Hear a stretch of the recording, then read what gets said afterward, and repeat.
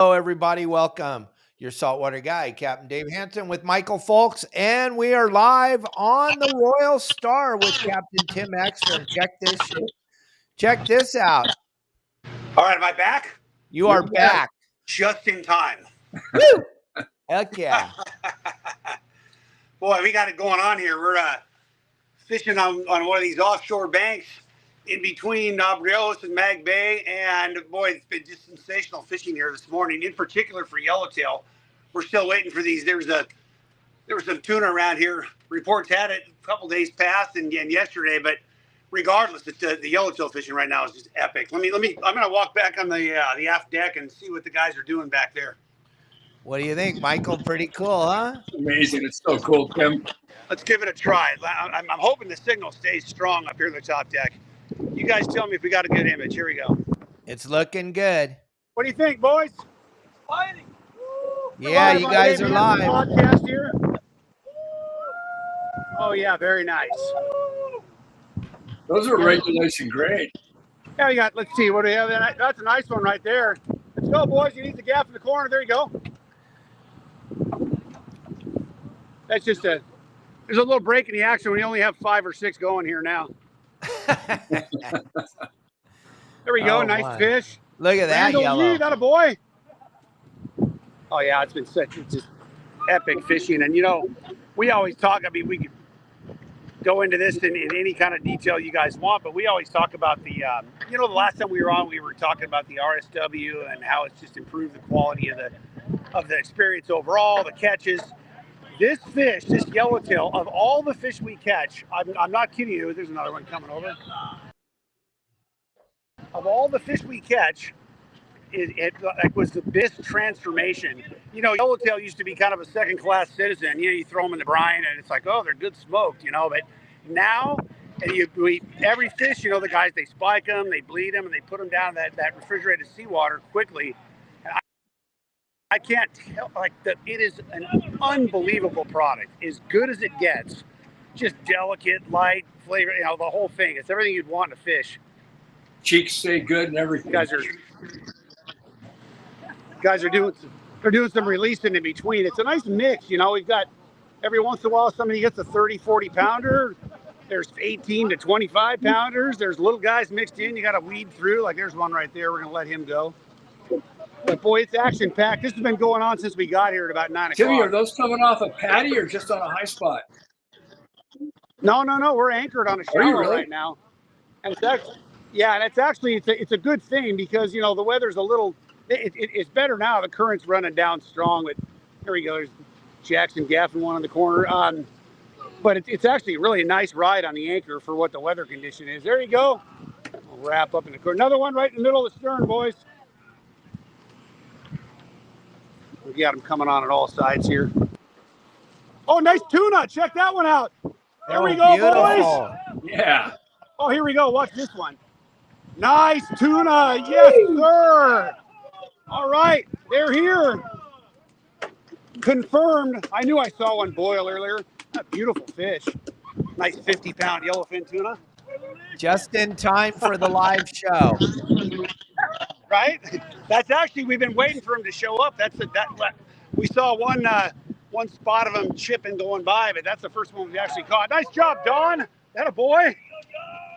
Oh, this is what a great morning of fishing. You start mixing those in, it's like picture perfect. It is the definition of long range fishing. You go about it at a nice pace, sit on the anchor, catch one when you want, sit back, grab a beer when you want, have some lunch. So kind of describe to us what's going on here. When did you leave? How far down the coast are you? What's going on? A lot of people on here right now want to know. Did you make it out to the rocks? We actually did. We departed on the 28th, Saturday, traveled the 29th, all day the 28th, all day the 29th, arrived at Laos yesterday in the mid-morning, about 9 o'clock, and we were at Laos pretty much all day. We stayed there till about 5 o'clock. We had, in the morning, conditions were weird. They were off. There wasn't very much sign there. It just had the feeling of being wrong. In the afternoon, conditions straightened out. We had a couple 3 handfuls of tuna. They were nice fish, yellowtail mixed in, but you could just tell that the place was off. And based on what's been going on, we stay in close contact with our colleagues who are also fishing out here on various trips. And there's been really good fishing here on the inside, what we call the ridge, for the past 3 weeks. So we made the decision to hang it up out there at Aleos and head into the ridge, mainly based on the fishing, but also we had a little weather coming. So last night was a really good night to make the crossing rather than get thumped, if we had waited any longer. And we arrived here at about 8:30 in the morning and made a couple tours around the bank and got right down to business. Once Captain Roy Rhodes, who's at the helm today, he got the anchor down. It only took about 15-20 minutes for things to develop, and it's been game on ever since. Just a beautiful grade of yellowtail, like I said. Most of it's, I'd call it, like, here's another one coming over right now. Most of it's like Nice. the ones we're keeping like 18 to 25 pounds. Mikey's gaffing one back there in the corner. Like 18 to 25 pound fish. Nice, attaboy. Nice and steady on that size fish. And then we're doing quite a bit of releasing. There's fish that are like, I'd call them 8 to 12 pounds that are in the mix. There's some smaller ones. And this early in the trip, this is basically our second day of fishing out of about 6 days we'll be fishing. So the guys are being pretty darn selective, which they should be. A lot of the fish with the Mexican limits are really generous. You can keep up to 15 of any one species. So, 15 yellowtail, if an angler chooses to keep that many, they want to make sure they keep the, they let the smaller ones go in the beginning of the trip and save room for the bigger ones when they are in the mix. So guys are doing a really good job of self-regulating. Ooh, it's a nice boil right beside here. Guys are doing a really good job of self-regulating, again, being the first day. I think we've accumulated, they probably have 3 or 4 apiece by now, the ones that they've wanted. And we got plenty of time. We got all day here. We got all day tomorrow. We got all day the following day. So we got lots of time to keep the ball rolling and hope that this tuna is going to get on us, which I think, looking at conditions and the way things are, I think it's going to. Timmy, do you find those tuna will start to build under the boat the longer you're anchored up on that spot? Generally, that's what happens. You'll sit here and won't see a single one, and then a school will come by and then latch onto you. You might not catch one like that's the first one that we've caught, but we know they're around here. It's just a matter of when they make a tour by the boat, and usually when they do, a couple of them will get fired up and start hooking them, and peel off. A little group will hang around. You'll be able to scratch at them. That's the idea. There are times when the stuff just won't stick to you. It wants to be mobile around the bank. You got to pick up the anchor and chase it down and hit schools, just like standard offshore fishing. But the perfect scenario, especially when the weather's a little dicey, the perfect scenario is just to stay put and let them find you and then get to work when they show up. How deep are you anchored up, Tim? This bank right here, and mind you, we're 50 miles offshore here. And this bank, the shallowest it comes up to is 90 feet. And we're anchored in about 180 feet of water right now, 30 fathoms. When you say the ridge, how long does that ridge actually extend? Is it a continuous set of high spots, or are there valleys in between? It actually is one long. It's a ridge that extends about 60 miles, beginning roughly, I'm going to say like 50 to 60 miles southwest of Abriojos, and then it extends down to about 35 miles northwest of the north end of Bahia Magdalena. And there are like 4 principal shallows. So the ridge, just in general terms, it's like 50 to 60 fathoms deep. And on either side of it, it's deep water. Out to the west, it's like 1,000 fathoms, and deeper. The edge drops off into the abyss. And then into the east, it's more, 100, 200 fathoms. It varies. But for all intent and purposes, this ridge is like 50, 60 miles long, averages like 50 to 70 fathoms deep. And then there's a series, again, about 4 principal shallows, mountaintops, if you will, that come up to, in like the very north end of it, the 13 fathom bank. It comes up to 60 feet in places. 60 feet, 80 feet, 90 feet. It covers like 3 or 4 square miles. There's various high spots on it. And then there's three more spots on the way down. 23 fathom bank, another 30 fathom bank we fish. We call it jugs. And then at the very bottom end of it, there's a 38 fathom bank that comes up to about 25 fathom. And then all the way on the south end, it's actually a different structure. It's not part of this ridge, but Thetis Bank is the farthest. Got a nibble. Oh my God. A little bit. Yeah. Oh, it's just big old fish. Hey, fish boiling back here. Here, Captain Roy. His enthusiasm is absolutely contagious. It always has been. But anyway, Thetis. Oh my God, he's so close. On the very south end, Thetis Bank. Attaboy! Mark Mayo on, cast, put it in gear and swing. Check this out. There you go, boys. You see these guys can you see the fish down there on deck getting ready to be put down in their RSW? Yep. You see the boys with these yellowtail, they spike them, they bleed them, and then they wash them out completely. They wash the gills, they wash the body cavity, get all that blood out of them before they drop them in a tank. You can see that tuna, he's been gilled and gutted, all dressed out nice. He's ready for deposit here. As soon as they get a break, they can peel off and open the hatch. See, you can see I wanted. Hey, he's cleaning the gills out, making sure all that blood, instead of going into the refrigerated seawater, it goes over the side. It keeps the tank, nice and clean. I just wanted to bring something up, Tim. You and Michael have been doing this together for a very long time. Think about the old days where Michael would come out with all those giant cameras and spend the whole trip video, and then he'd have to go home, and we'd spend waiting 3, 4, 5 weeks for it to come out so we could watch it on Fox Sports West. Think about that. Right now we're watching it. Michael and I are like glued to our seat watching it. It's going down live as we speak. There goes Roy casting out a bait. You guys let me know if I got the camera angle right. I'm flying blind here. Oh, that's perfect, Tim. There's a little one. Mikey's going to shake it off just to let him go back, and we'll catch him next year or the year after. We got quite the entourage of albatrosses gathered up around the boat. They're the ever-present opportunists waiting to pick off baits and fall off guys' hooks and drift back there. Everybody fly lining, Tim? Yeah, right now it's pretty much these guys are about to drop the fish in the RSW tank. You can watch, see the tank is full of water, and when they drop fish in there, the water just gets displaced. So the fish are always, they're kind of semi-buoyant in there. They don't they don't just lay on the bottom. They don't float. They kind of just are in flux, and that's what keeps them in such beautiful condition. They don't, as long as that tank is pressed absolutely full, there's no free surface. The fish don't bang around in there. They just kind of sit in this. Like ice cube.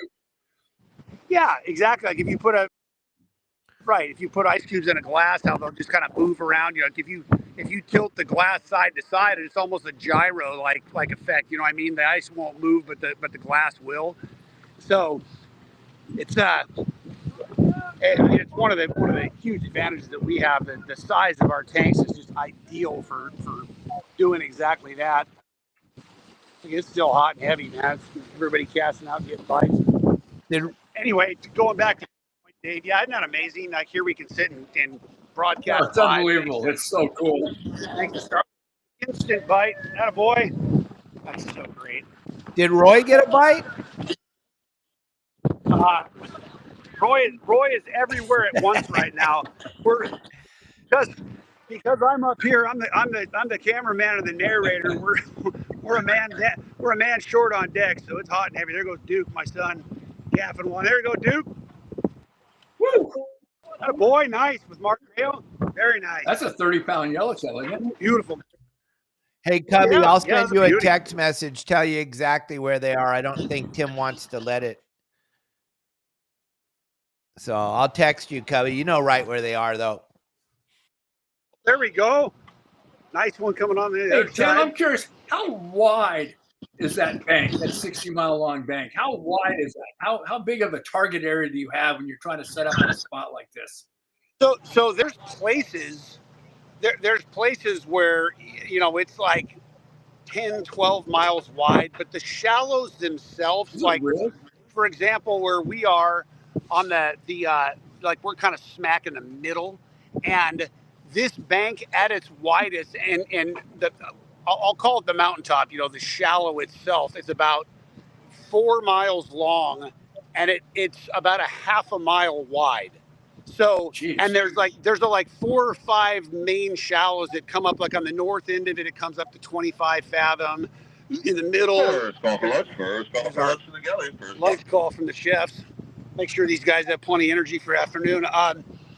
You know, there's another spot that comes up to 20 fathoms in the middle of it. There's just various structure along the spine of the ridge, if you will. Right. So the spots that we actually work, you know, if we're like trolling around here, excuse me, for wahoo in the fall or the late summer, you kind of zigzag back and forth up and down the bank, covering, you know, that maybe quarter to half mile, kind of going, you know, targeting the shallows as you go run down the spine.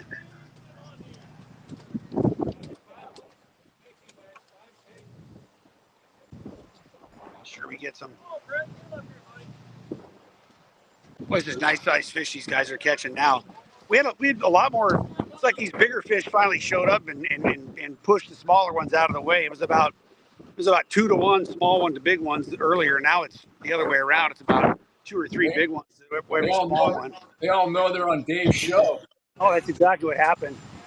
Yeah, but the big ones have a tendency, you know, as soon as they figure out that there's something good going on or there's some eating going on, they show up and they push those little ones right out of the way. Let the babies do the discovery work.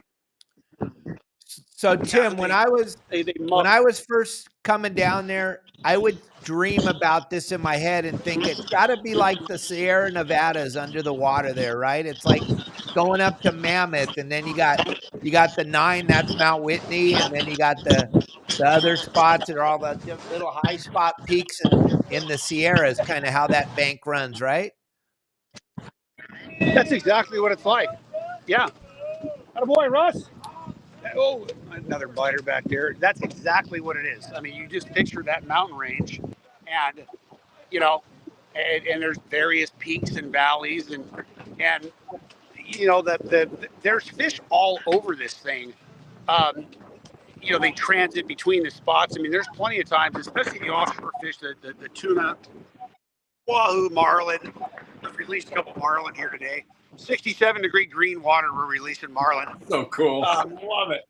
So cool. I know, it's classic. Right in the middle of the stern. Guys fishing 3 yellowtail, and oh my God, marlin flies out of the water. Adds to the excitement and the semi-chaos. But yeah, you know, there's little peaks and valleys all over this thing. And then, I know what I'm saying. I was talking about how there's fish that, you know, when we transit between the spots, we catch plenty in between also. You know, you got to keep your eyes open all the time because, you know, you're running up, say it's 15 miles to the next spot above here. Well, there's been plenty of times you drive it up, you see a great big school of fish, you know, whatever, be it yellowtail, be it tuna, whatever it might be. And you know, there's plenty of opportunity in between. Any wahoo this time of the year, Tim? It's you know, we have caught wahoo down here at this time of year, but this isn't one of those years. You know, the condition, and it's consistent with what we talked about the last time that I was on with Dave. You know, this is just a cold water cycle, man. We're still, like, right now, I would say on average, you know, you can expect to see water in at least the low 70s around here by now. And we're fishing in 67-degree water here. And, you know, you go not very far above here where, you know, I mean, again, you'd expect it to be 68, 69, 70 degrees, and it's 64, 65-degree water. Even Laos Rocks was 67 degrees yesterday, you know, still, as we're just getting into the first week of July. So it's not like freakish uncommon or abnormal, but it's definitely a cooler water year. So, you know, you really don't you really don't have any consistent shot at a wahoo until you get into the low 70s. You know, that's typically the bottom end that we find them in, 72. And around here, 74, 76, 78 is even better. And gang, I want you to understand this is kind of groundbreaking, kind of breaking the internet. So if you could share this on whatever channel you're watching this, Facebook, Instagram, TikTok, YouTube, help us out. We're trying to let everybody know this is possible. Yeah. This is kind of cool. Tim Ekstrom always on the cutting edge, right, Michael Folks? Absolutely. Oh, there we go. That fish was so hungry he ate 2 baits.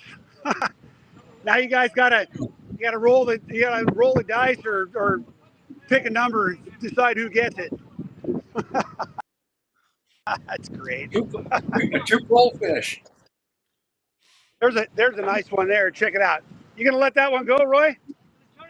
Yeah, check that out. I mean, that's like a 12-pound yellowtail in most cases. You know, that's a damn nice fish, but it's early in trip. We've got enough. I think Bob's probably got 10 already. There you go.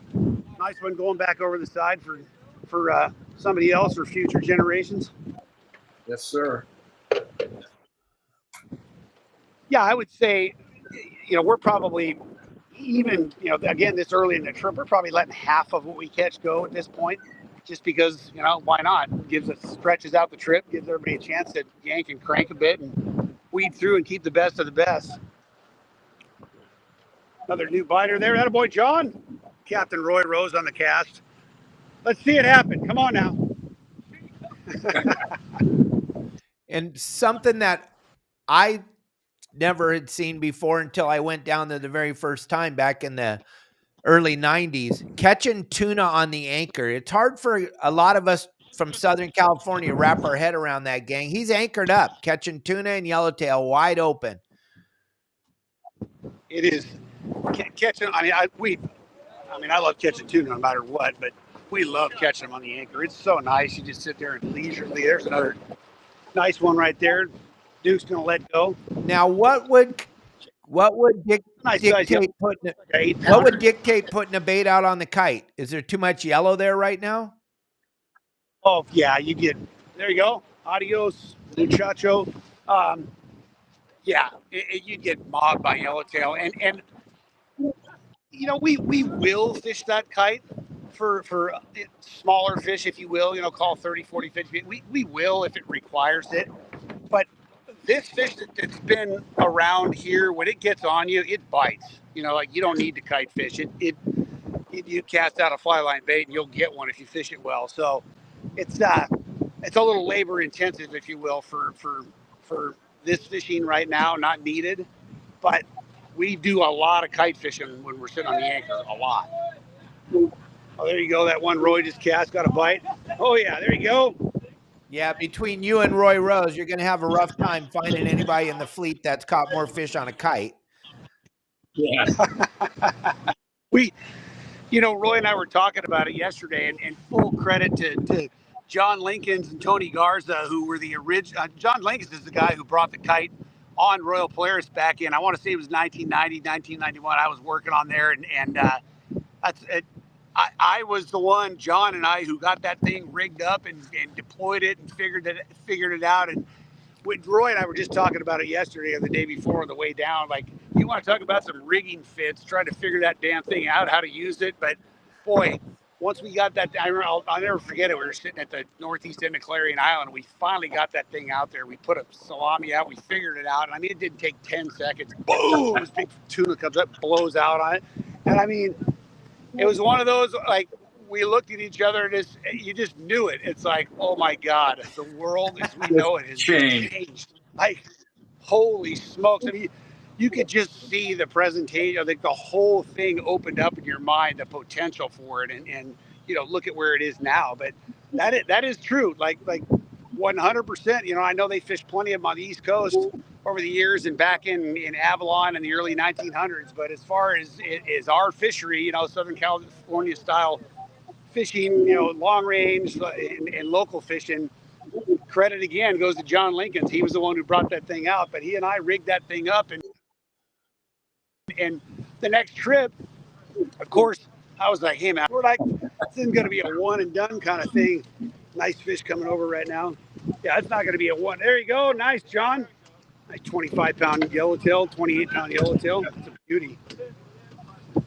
But we knew, you know, I was like, oh, this isn't going to be a one and done. Like this is the real deal, and you know, the rest is history. We spent the early 90s really refining it. A lot of trial and error, a lot, as you guys can imagine, you know, getting to the point where we are now. I mean, these guys are just pros at it. You know, whether you're talking on a long range boat or up in the bluefin grounds, you know, the local bluefin grounds, you talk about a game changer. I mean, think of how many big bluefin are attributed to that kite. Yeah. Helium and lead has changed our industry. Yeah. Oh, yeah. And Michael, somebody just asked a question. Did the kite start on the East Coast? And go ahead, Michael. This is perfect for you. The history of sport fishing. George Farnsworth invented the kite, and around 1908 is when he started first using the kite, and he kept it a secret. He'd take his passengers out, and he'd swear them to secrecy. They had to swear to secrecy, and for about 2 years, he smoked everybody else on the island. And then finally, on July 4th, 2011, he flew the kite through Avalon and let everybody know that that's what he'd been using, and that changed the whole game. And then Tommy Gifford came and got it and took it to the East Coast. But, and isn't it funny how it just like, I don't know why it disappeared on the West Coast. You know, those East Coast guys, they embraced it. And, you know, I mean, I remember reading when I was a kid, you know, going back into the mid 70s, I remember reading about, you know, kite fishing with I don't know how they pronounce it over there, ballyhoo, paleo, whatever it is. But I remember reading about kite fishing in like 1975 in Saltwater Sportsman, you know, just thinking it was the greatest thing in the world. Like how it migrated from the West Coast, as effective as it was, how it migrated from the West Coast to the East Coast and then just disappeared over here is a real head scratcher. Yeah, but it's back now. Like I said, it's been back since our good friend at the time, John Lincoln's, brought that one on Royal Polaris, and you know, the rest is history, of course, as far as getting reestablished on the West Coast. But that's just yet another one of those incredible, you know, pieces of the evolution of this fishery that I've been fortunate enough to be part of. Well, you've been more than a part of it, Tim. You, the kites, and the RSW. I mean, those are game changers for the entire industry. Right between that, I remember it's like chunk fishing, same thing. You know, migrated over here, and I'll tell you guys a funny story about the chunks.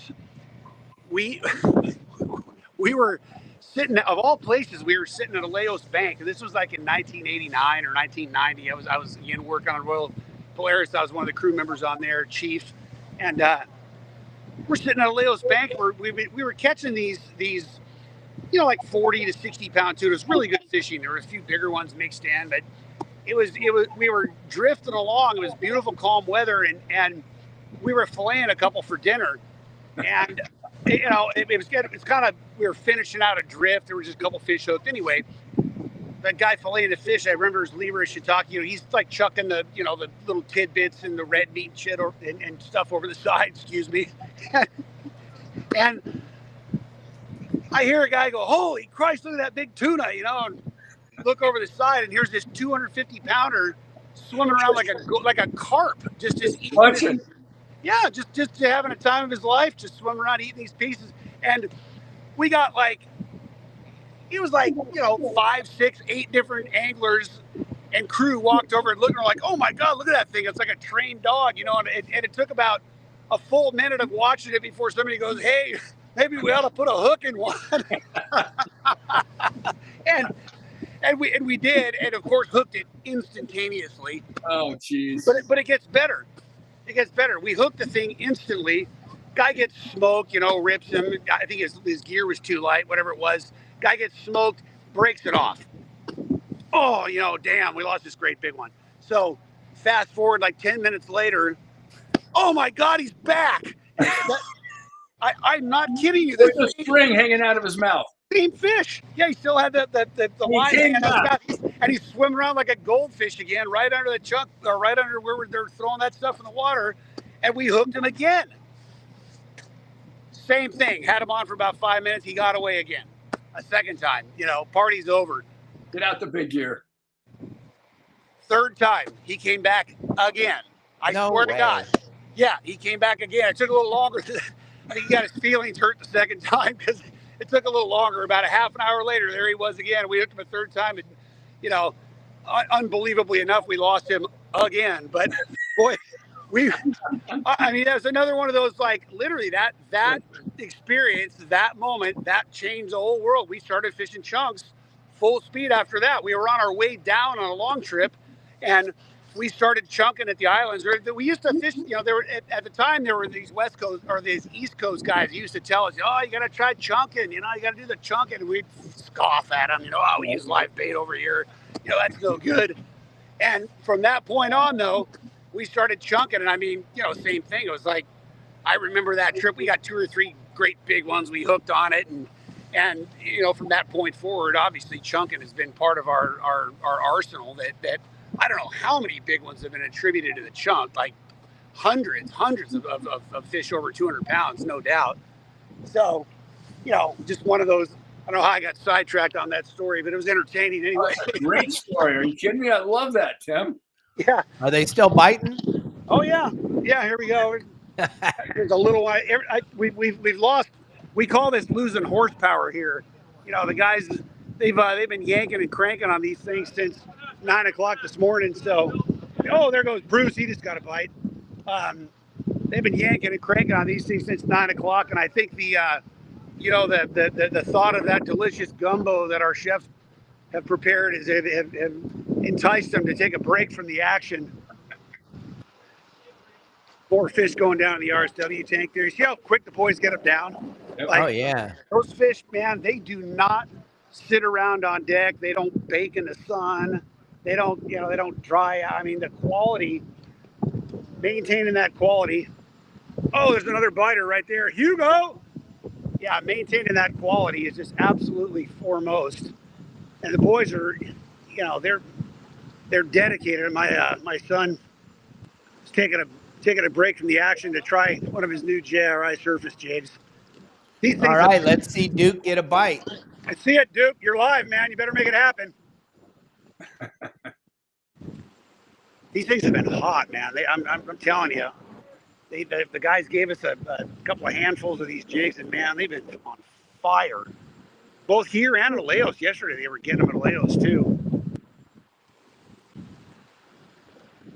We also we backed up. You know, when you know, fish like when you're really catching them, how it gets them all. Ooh, there's a nice boil. Anyway, it gets them all souped up. You know, the more you have hooked, the more seem to want to bite. They go crazy. So when the action backs off or the guys back off of the reel, it tends to back the fish off a little bit too. But that's all right. You know, as I said earlier, we have all day. We got all day tomorrow, so we're perfectly content to pace ourselves here.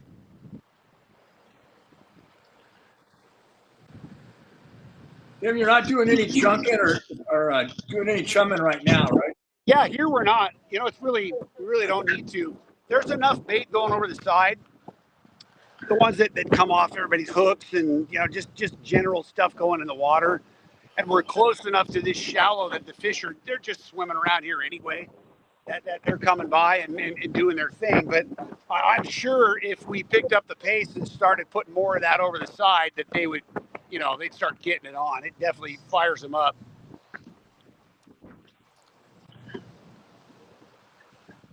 No bite on his lure, huh?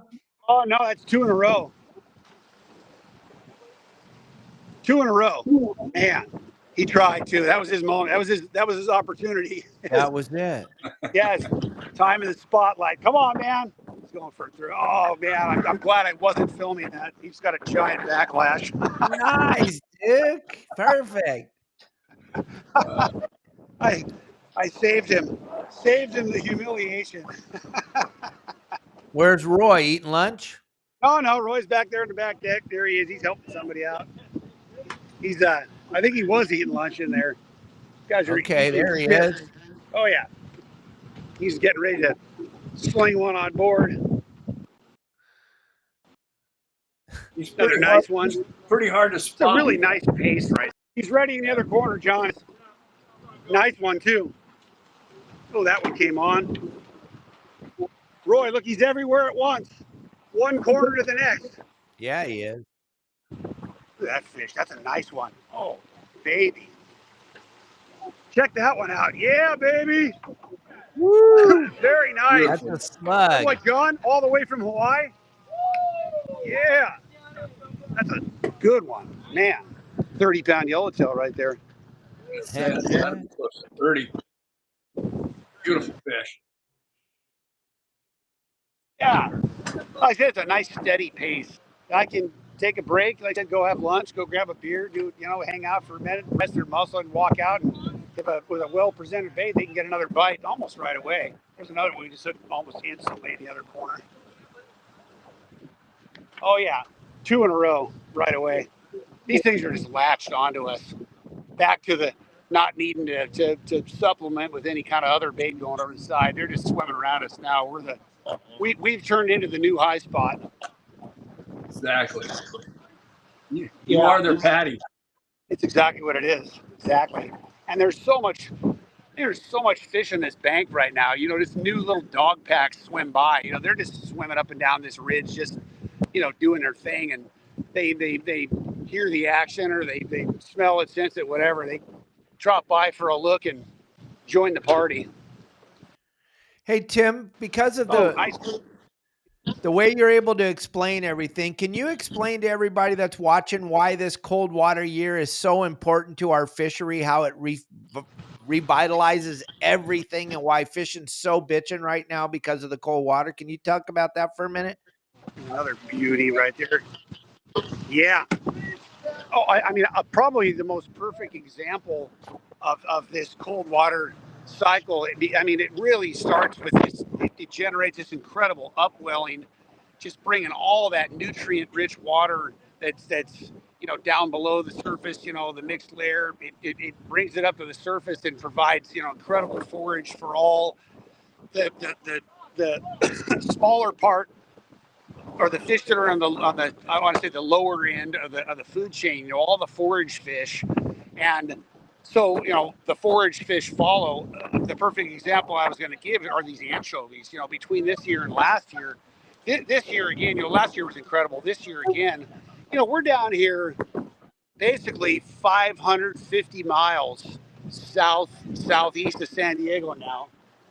550 miles, and there's just full speed giant anchovy balls down here, all up and down the coast, and between here and there. The biomass of this anchovy is just stunning, and it's led to incredible fishing here, of course, and both bluefin, yellowtail, all up and down the coast. But Dave, on the local scene, isn't it remarkable? We'll go back to the sand bass thing for a minute. Isn't it remarkable that we haven't had, this big anchovy cycle, and all us old timers now memory how the sand bass cycles, they always coincided with chovy balls, and when the chovy was around the sand bass. Isn't it remarkable that the chovy showed up in force, in the second year? Here come the sand, the mysterious disappearing sand bass reappear. And all right, folks, if you're hungry, anybody, come on down. Let's see the bed. Last call for lunch. Last call for lunch to the galley. Last call. Yeah, of course, I'm making a joke of it. I'm saying, is it remarkable? We know it isn't remarkable, but it's just, just a perfect example of the cycle in effect. Well, that's the key, Tim, is trying to let everybody understand that it's all cyclical. And you and I and Michael, we've been on this planet long enough to get to see a couple of cycles, and we're back into what you and I and Michael would consider the good old days, right? I think so. I'm telling you, like the good old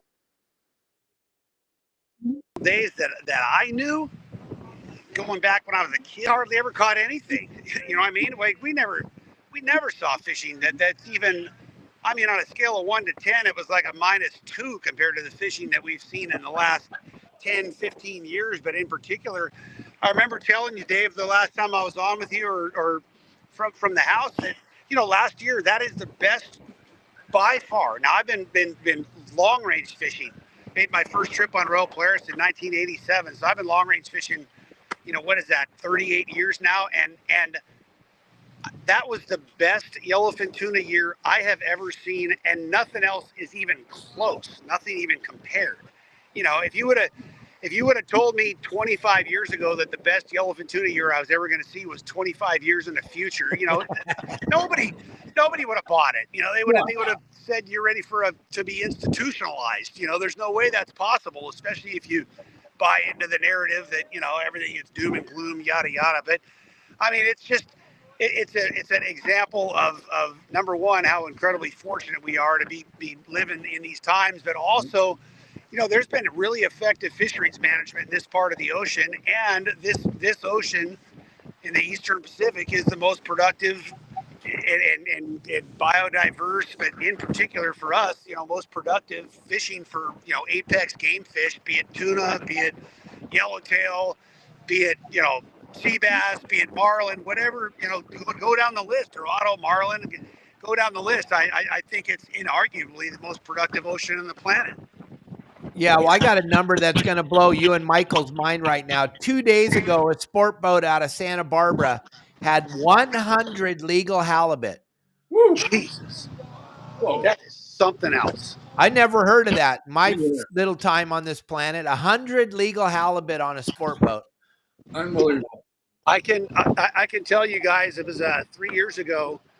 We had this one little cove that we were fishing. It was up the coast a ways from here, about a couple hundred miles.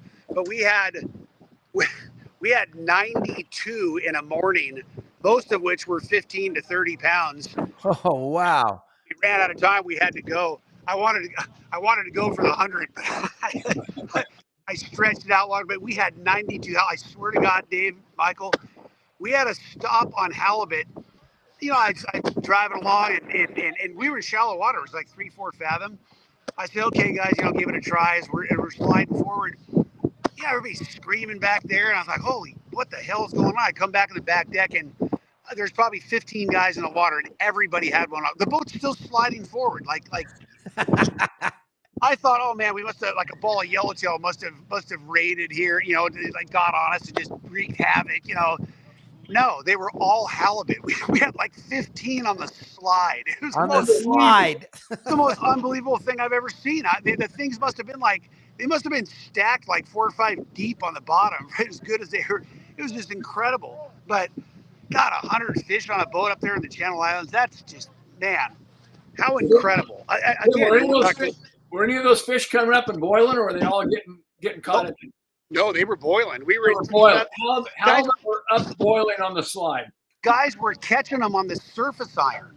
Unbelievable. I swear to God, yeah, like 30 pounders. You know, that surface iron is crazy. I'd never seen anything like it.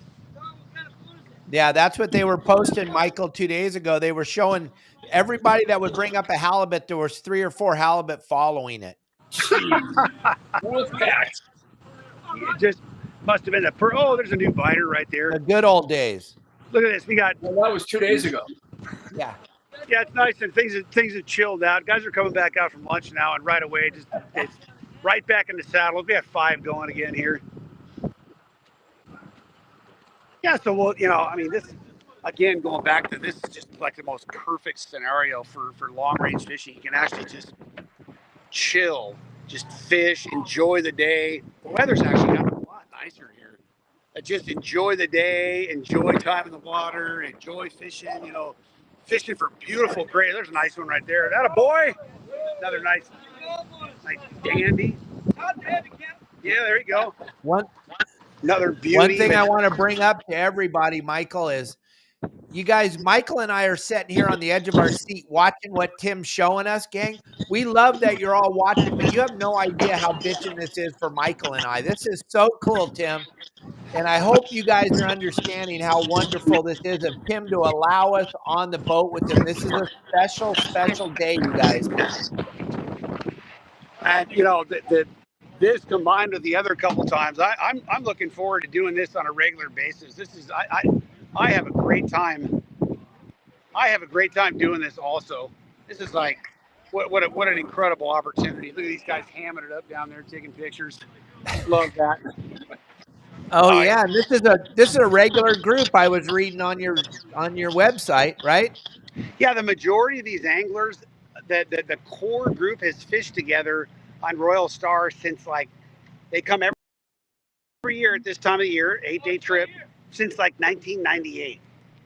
Incredible. Wow. So yeah, we're going on 27 year, 25, a long time we've fished together, and I think there's of the original group, there's probably 10 of them on here that have made the trip, if not every year, almost every year.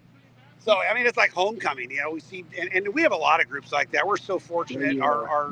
Our clientele on here that we've developed these funds through all these experiences like we're having right now. We just have the most amazing clientele you could ever hope for. It's half the reason this is so incredibly gratifying what we do. But this is just a perfect example of it. These guys have fished together forever, and you always hear when individuals are referencing this kind of fishing. Oh, there's always somebody in the boat is a jerk or something. Not at all. These guys are all friends. They all have a great time. They're just they come out here and it's like once again it's like the old the party picks up right where it left prior year. That is so cool. Hey Tim, if a young angler was thinking about becoming a deckhand or wanting to be a captain, what would you suggest? How would they start? I really think, and I'm really glad you asked that question, because I can tell you guys, I am so encouraged. The last few years, going on 4 or 5 years, the number of young anglers that I see around the docks, like guys that are 13, 14, 15, 16 years old. They got the backpacks on with their rods. They ride their bike down the dock. They're fishing. And that's like, it's so encouraging to see that come cool again, with kids. It see these guys are down there with all their little cool Texas rigs and the like. And we've actually had a couple of these kids that you see them on a regular basis and you strike up a conversation. I always do with those kids. I love seeing them fishing down there.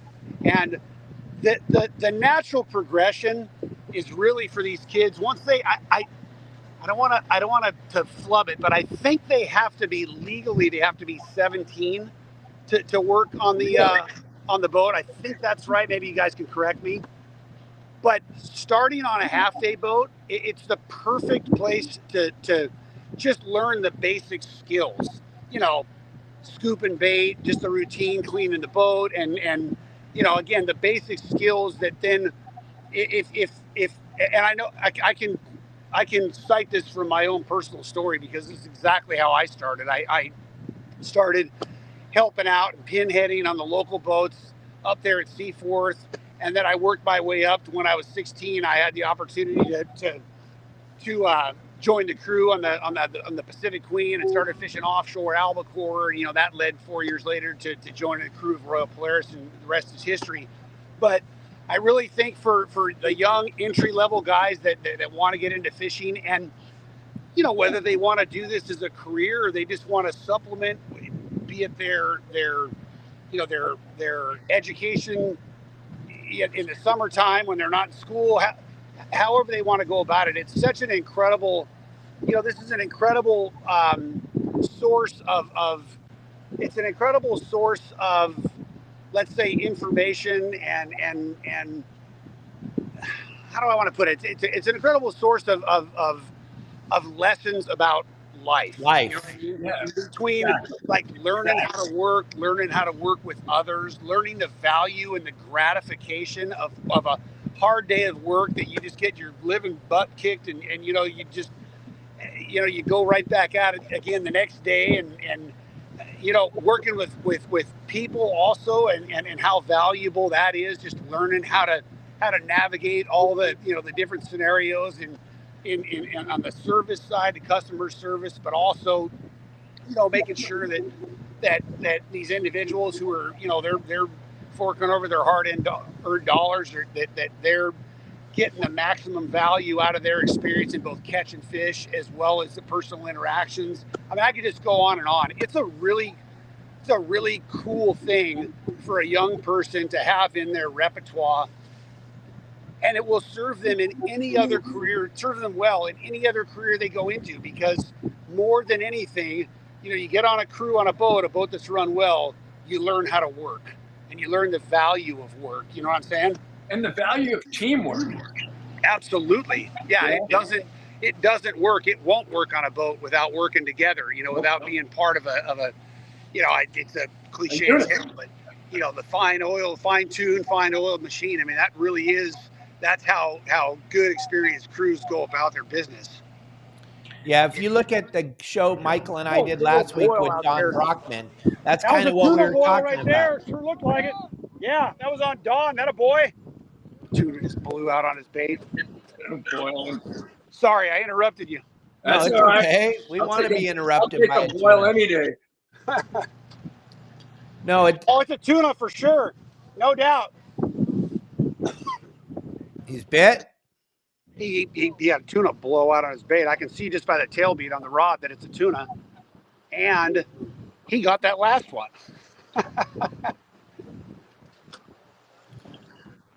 All right, go ahead. What were you saying, Dave? Oh, I was saying Michael and I were talking with Don Brockman last week on the show, The History of Sport Fishing, and we were talking about how we all grew up when we were little kids. We couldn't wait for someone to take us to go on the boat, and we didn't even think about tuna money. Boiling out there. Oh yeah. You just were stoked to go on the boat. Like when you were working on the half day and 3/4 boats when you were a little kid, you wanted to get on the boat so bad. You never even thought. I remember, what are you getting paid? I have no idea. I can tell you, again, citing my personal story, when I started working on Pacific Queen, I was 16, and the guys, I went out fishing. I'd gone out fishing like the weekend before. We had a good Albacore trip, so I showed up the next weekend to go fishing, and the guys shanghaied me. The guys in the crew, they're like, "Hey, you're working today. We're short a guy," and I was more than happy to join on. It was like a dream come true. But I started working on there. I didn't get off the boat after that, but I remember it was like, whatever, come 2 weeks later, Ed McEwen Sr. comes and hands me a paycheck, and I was absolutely I didn't even know what to think. I was like, I'm getting paid too? Like I was like shocked. I was like, what is this? He's like, well, here's your paycheck. I said, I loved it so much, I would have done it for free. I was doing it for free in my mind. It was like the happiest I'd ever been. My father used to tell me a story, Tim. He used to say he wanted to go out on the boat so he could get the free hamburger and the candy bar and the soda. And he could not believe the day the captain threw him a 50-cent piece and it hit the deck, and he remembered it like it was yesterday. I'm getting paid to be out on the boat. This is so bitching. I know. It's funny that the common thread between those of us and we all know who we are, who just like have just such sincere passion and love for this fishing, for this lifestyle, for just this again, this incredibly rare opportunity to be part of something like this. When you step into the wheelhouse and you get behind the wheel, your desk isn't 6 foot wide. It's 100 and some feet long, 30 foot wide, and that's your desk. Yeah, and it's the dynamic. I was going to say that the mosaic always changes. Oh, that's another tuna boil right there. Oh, he's on. That's Hugo. No doubt that was a tuna.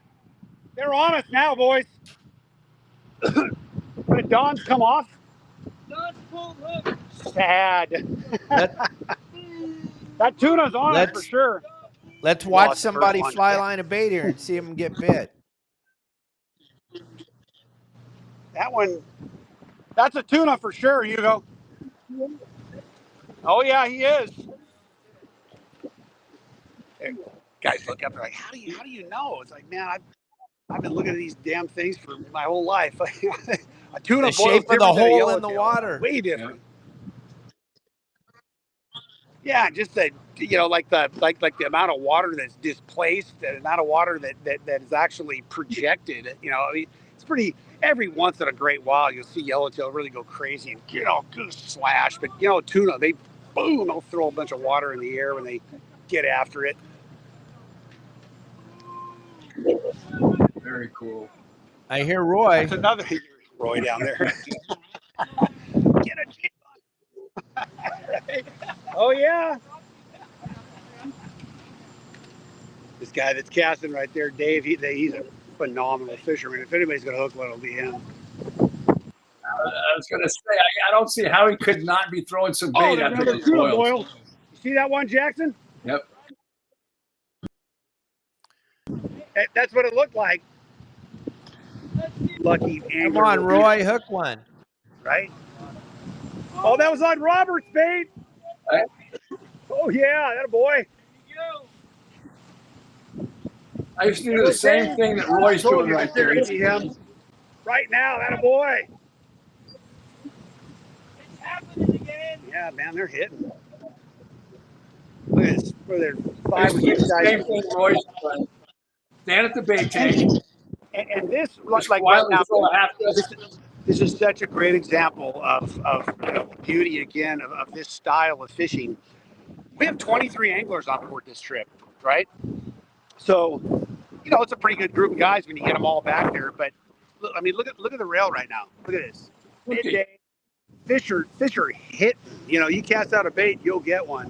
What do we have? 1, 2, 3, 4, 5, 6, 7. 7 guys at the rail right now. Everyone's in there. They've had a hell of a morning. They're having a great time. They're relaxing. They're eating some lunch. They're just taking a break. And they'll go out there at their leisure and sling another bait, hook a few more. And it's just such a great. Oh, there's another tuna. Oh, well, you know what's bitching? They're sitting in the galley right now watching this on YouTube. That was a yellowtail right there. They might be. That would be creepy. Wouldn't that be? It happens on all of our trips. We've had the guys on so many of our trips watching themselves on the show. It's crazy. You got to be kidding me. This is as organic and authentic as it gets. Period. I mean, no editing. No editing. There's no BS. Right. This is just straight dope. And I only cussed once, man. No editing. I got to remember that. There's no mute button. You're doing just fine. Well, sometimes the excitement of the moment, it gets the best of you, if you will. Yeah, that's okay. Did my yellowtail? It might have. Your excitement. I think that tuna turned into a yellowtail. That was the tuna. It was a yellowtail. So yellowtail, probably what happened is that tuna blew out, but he missed the bait, and that yellowtail was right behind him and took advantage of it. Tuna slowed it down for him. Yeah, you're in a good place when the consolation prize is a 25-pound yellowtail. Yeah, that'll work. Right, that'll work. Exactly. All right. Well.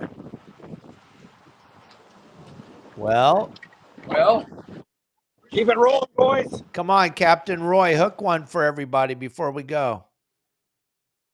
All right. Well, about the best hour of podcast you'll ever see right here.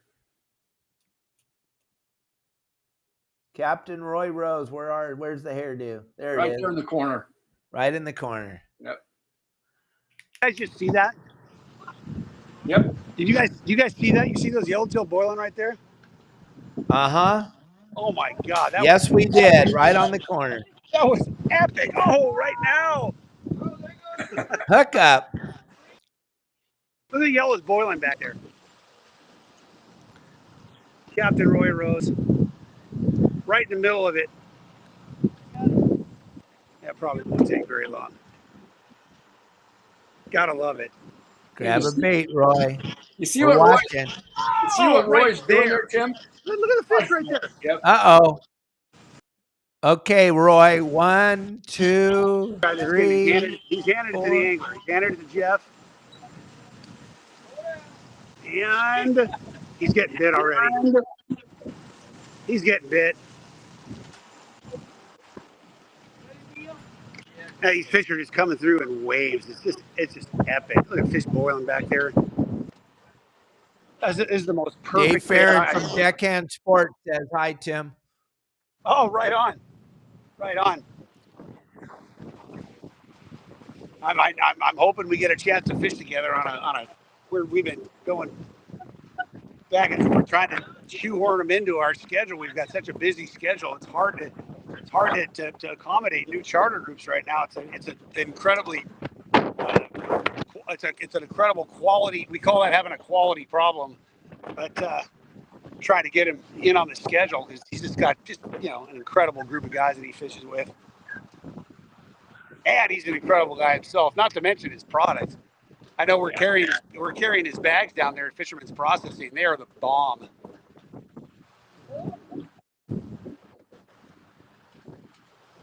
All right. Well, there's the thing.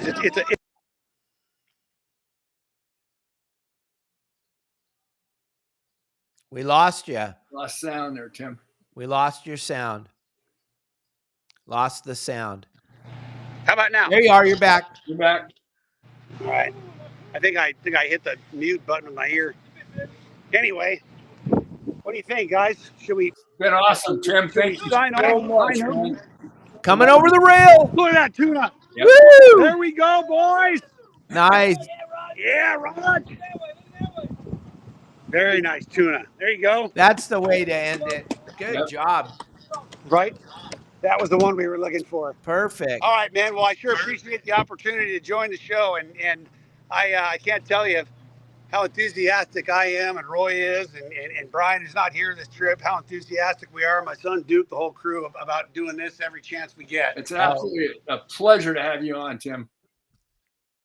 Right on, guys. Thank you very much. We'll sign off here, and we'll again we'll stay Thank in you, touch. Tim. Thank you very much. Good This luck has the been an rest of the honor. trip. Yes. Bye now. Safe travels. So, gang, you don't understand how special that was. Michael and I totally get it. This was one of the most specialist podcasts we've done, Michael, right? No question. And No question. got it deep into the history of sport fishing, hanging out with Tim. It's hard not to, right? Oh my God, the guy's he's forgotten more about fishing than I'll ever know. The Honestly. really cool thing about Tim, I got turned on to him by my father. I was at my dad's house one Sunday morning, and Tim came on Let's Talk Hookup on Pete's show, and my dad's all, "Shut up." I'm all, what? He goes, this is the most intelligent fisherman on the planet. I was like, what? Yeah. I go, fishermen aren't intelligent. What are you talking about? I'm like, he goes, listen to this guy. This guy knows what the hell he's talking about. You could learn a lot. And I was like, and then I was like, that was 20 years ago. And I was like, Tim is just amazing. It's just amazing. I loved what he said about becoming a deckhand and working your way up to becoming a captain if you wanted to, and the life experiences that you get working a job like that. I've told people I've lived probably one of the richest lives I'd ever imagined living. Haven't gotten rich, but I wouldn't trade it for the world, because the life lessons and the experiences you have working with other guys on the boat, interacting with the passengers, the challenges. It's just unbelievable. It is such a fulfilling way to spend your life. Look at his desk. Look at his wheelhouse. Look at his view is. He doesn't have a corner office. He's got the whole ocean. And he's bringing up another phenomenal human being right on the boat there. His son Tim, his son Duke is just an incredible young man. He's filling right in, right where he needs to be. He's got that work ethic. He's got the people skills, and he's a very good talker. He was a pleasure to have on our podcast. Gang, I just want to tell you all something. We had a massive audience today. It was super special to be on the Royal Star down there. And the whole internet, everybody that knows, they all are like blown away that Tim actually allows us up there in the bridge and talks to us the way he talks to us. This is special.